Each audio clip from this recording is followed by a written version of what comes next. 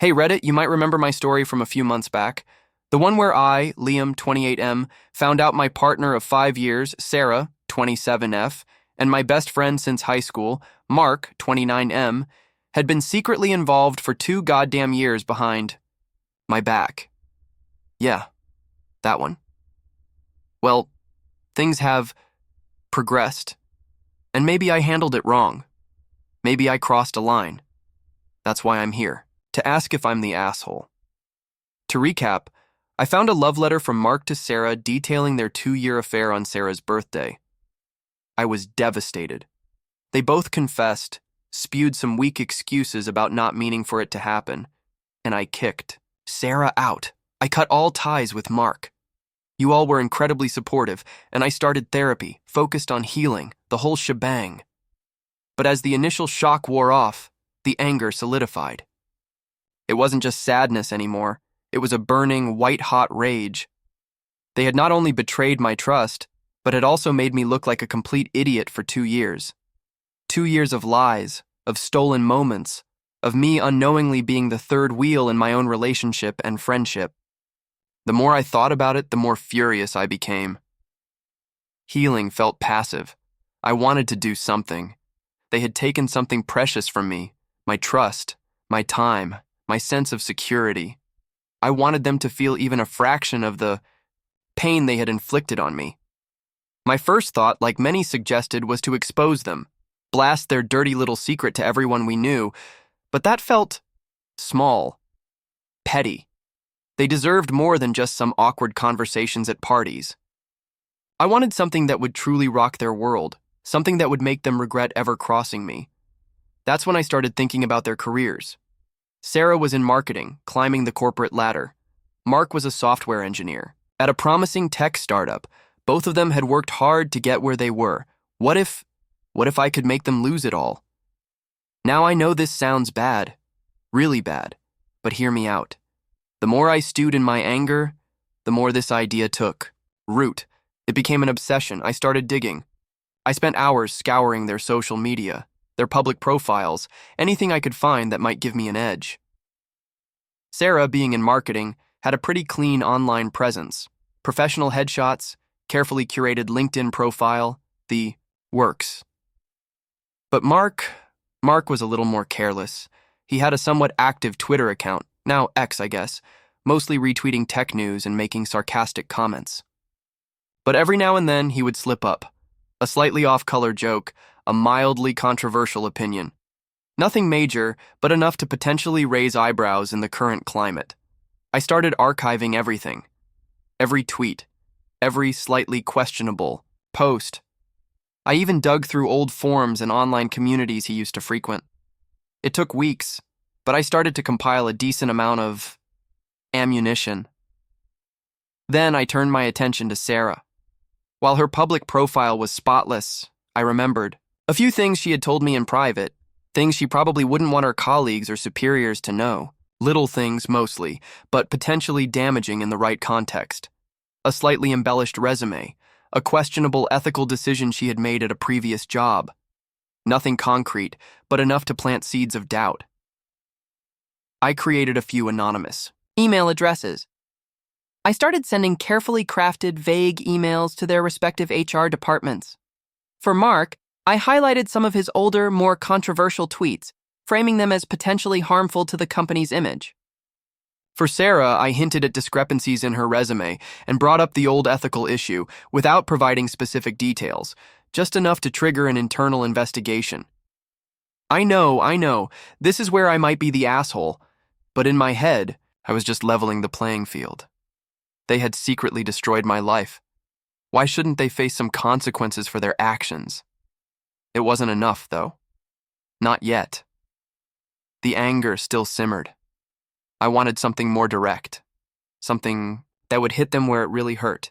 Their relationship. Remember that limited edition keychain I found? The one from the concert? It was a pretty rare one. I had seen them going for a decent amount on eBay. An idea started to form in my mind. I created a fake profile on a dating app. I used some generic photos and a vague bio. Then I started searching for Sarah and Mark. It took a while, but eventually I found them both. They were using separate profiles, of course. I matched with both of them. With Sarah, I played the role of a charming, successful professional. We exchanged a few messages, mostly superficial. I learned that she had already started seeing someone new. Not Mark, apparently, at least not openly on this app. I played it cool, feigning interest, scheduling a date for a trendy bar in the city. With Mark, I went a different route. I played the role of someone with similar interests. To him, tech, gaming, sarcastic humor. We bantered back and forth for a few days. I learned that he was still working at the same startup and seemed relatively happy, which frankly pissed me off even more. I also scheduled a date with him at a different bar, on the same night as my date with Sarah. The night of the dates arrived. I got dressed feeling a strange mix of nervousness and anticipation. I went to the bar where I was supposed to meet Sarah first. I saw her sitting at the bar looking a little anxious. I approached her, a fake smile on my face. Sarah? Hi, I'm, Jake, I said, using the name from my fake profile. Her eyes widened in recognition, but there was also a flicker of something else. Confusion? Jake? Oh, hi, she said, her voice a little hesitant. We made some awkward small talk for a few minutes. I could tell she wasn't entirely comfortable. Maybe it was the name, or maybe... So, I said casually, how long have you been single? Oh, a few months, she replied. It's been an interesting experience. Interesting? I raised an eyebrow. In a good way? She hesitated for a moment. It's complicated. Just then, my phone buzzed. It was a text from Mark.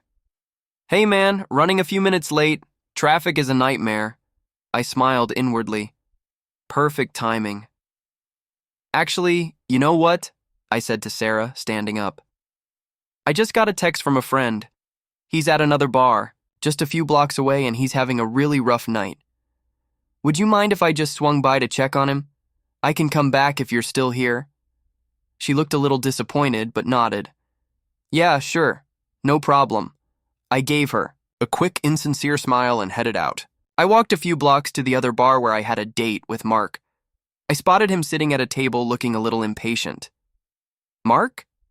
Hey, sorry I'm late, I said, approaching him with the same fake smile. Traffic was a killer. His face lit up in recognition. Oh, hey, no worries, man. Grab a seat. We started chatting, the conversation flowing easily just like it used to. It was surreal sitting there, pretending to be someone else, talking to the man who had so deeply betrayed me.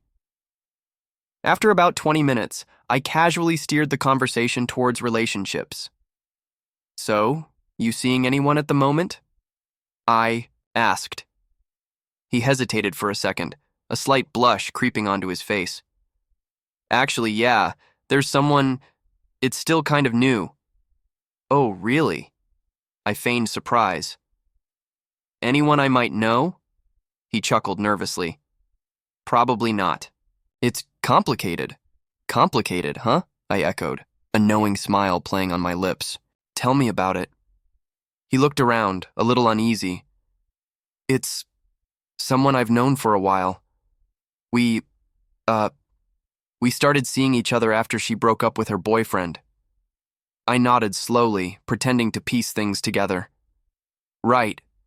Complicated. Just then, my phone buzzed again. This time it was a photo from my fake Sarah profile, a selfie in front of the bar I had just left, with a caption that read, Date night, hoping this one is better than the last 10 minutes. I casually showed the photo to Mark. Oh, hey, isn't that Sarah? I asked, feigning surprise. I think she mentioned she was meeting someone here tonight. Mark's face went white. He stared at the photo, then back at me, his eyes wide with panic. Liam? He whispered, his voice barely audible. My fake smile finally dropped. Surprise, Mark. At that exact moment, I saw Sarah walk into the bar, her eyes scanning the crowd. She spotted Mark and me sitting together, and her jaw dropped. The color drained from her face, the look on their faces, the utter shock and horror. It was almost satisfying. Almost. I stood up, looking from Sarah to Mark, then back to Sarah. "Small world, isn't it?" I said, my voice cold. "Fancy meeting you both here." I didn't wait for their reaction. I just turned and walked out of the bar, leaving them to deal with the awkward reality of their secret lives colliding in the most public way possible. The aftermath was interesting.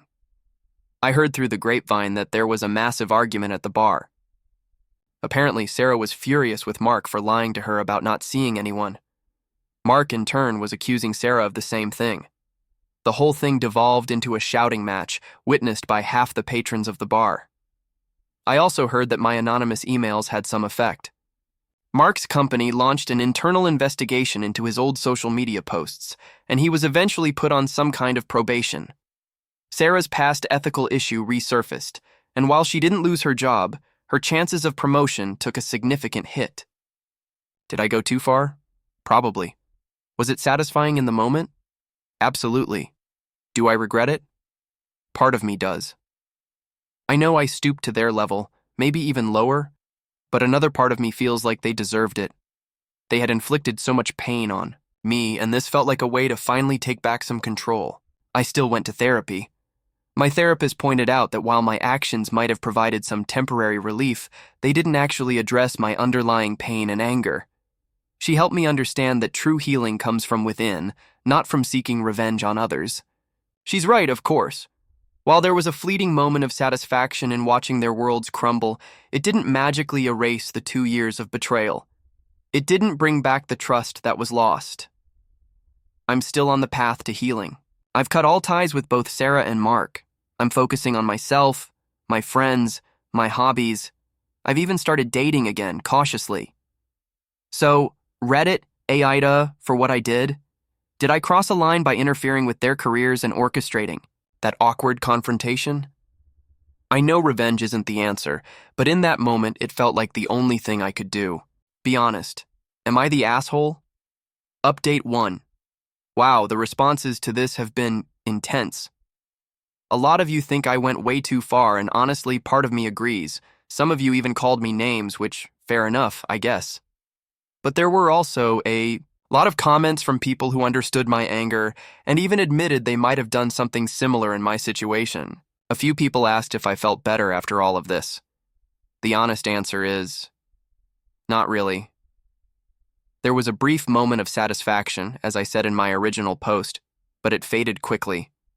The underlying pain and betrayal were still there. If anything, the revenge plot made me feel even more exhausted and emotionally drained. My therapist had a lot to say about it in our last session. She pointed out that my actions were driven by anger and a desire for control, which is understandable given what I went through. But she also emphasized that revenge rarely brings lasting peace and often ends up hurting the person seeking it just as much as the target. She encouraged me to focus on forgiveness, not necessarily forgiving Sarah and Mark for what they did, but forgiving myself for the anger and hurt I was holding on to. That's been a tough pill to swallow, but I'm trying. As for Sarah and Mark, I haven't heard anything directly from them since that night at the bar. However, I did hear through a mutual friend that things between them are strained. Apparently, the confrontation really shook them up, and the trust between them has been damaged. Serves them right, I guess? But even hearing that doesn't bring me the satisfaction I thought it would. I'm trying to take a step back from focusing on them and their lives. It's not easy, especially since we have so many mutual friends, but I'm making a conscious effort to steer conversations away from them. I need to create some distance and focus on my own healing journey. Thank you to those of you who offered constructive criticism and support. I know I made some questionable choices, but I was in a lot of pain. I'm learning from this experience and trying to move forward in a healthier way. Update 2. It's been a few months since my last update. Things are calmer now. I'm still in therapy and I'm making progress in processing my anger and hurt. Forgiveness is still a work in progress, but I'm starting to understand what my therapist meant. It's not about condoning their actions. It's about letting go of the resentment that's been weighing me down. I've also made some positive changes in my life. I threw myself into my pottery, and my business is actually starting to take off. I'm getting more orders, and I even got invited to participate in a local craft fair. It's been a great way to channel my energy and build something positive out of a negative experience. My friendships have continued to be a source of strength and support. My friends have been understanding and non-judgmental about my revenge phase, and they've helped me move past it. We've been focusing on having fun and making new memories together. As for dating, I'm still taking it slow. I went on a few more dates, but nothing has really clicked yet. I'm not in a rush, though. I want to make sure I'm fully healed and ready for a healthy relationship before I jump back into anything serious. I haven't heard anything new about Sarah and Mark, and honestly, I've stopped trying to. I realized that constantly checking up on them was just keeping me stuck in the past. I need to move on with my own life and create my own happiness, independent of them. Looking back, I still have mixed feelings about the revenge plot. Part of me still feels like they deserve some kind of consequence for their actions, but another part of me regrets stooping to that level. It didn't make me feel better in the long run, and it definitely wasn't the healthiest way to deal with my emotions. I'm learning from my mistakes and trying to approach things differently in the future. I'm focusing on building a life filled with genuine connections, honesty, and integrity, and I'm grateful for the lessons I've learned, even though they came at a painful cost. Update 3. It's been over a year since the whole thing imploded. I can honestly say that I'm in a much better place now. The anger has mostly dissipated, replaced by a sense of closure and, well, peace. Therapy has been invaluable. I've learned healthy coping mechanisms and developed a stronger sense of self-worth. I understand now that seeking external validation through revenge is never the answer. True healing comes from within. My pottery business is thriving. I'm making a decent living doing something I love, and it brings me a lot of satisfaction. I'm even considering opening a small studio space in the future. I also met someone wonderful. Her name is Clara, and she's everything I could have asked for in a partner: kind, compassionate, funny, and fiercely loyal. We connected on a deeper level, and I feel completely safe and trusted with her. We've been together for about 6 months now, and I'm incredibly happy. As for Sarah and Mark, I haven't heard anything directly, but a mutual friend mentioned that they eventually broke up. Apparently, the trust between them was irreparable after everything that happened. Honestly, I didn't feel any sense of satisfaction or vindication when I heard that. It just felt like the natural consequence of their actions. Looking back on my revenge phase, I can see how much pain I was in.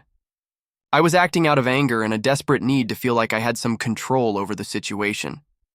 While I still have moments where I question if I went too far, I also try to be compassionate with my past self. I was hurt and lashing out in the only way I knew how at the time. Ultimately, what brought me true healing wasn't the revenge. It was time, therapy, and the support of my friends and family. It was focusing on my own well-being and building a life I could be proud of. So, to answer my original question, was I the asshole? Probably, in some ways. But I was also a person in immense pain who was trying to cope in a destructive way. I've learned from my mistakes, and I'm committed to moving forward in a healthier way. Thank you to everyone who followed my story, offered their advice, and shared their own experiences. It means more than you know. This is my final update. I'm ready to close this chapter and focus on the bright future ahead.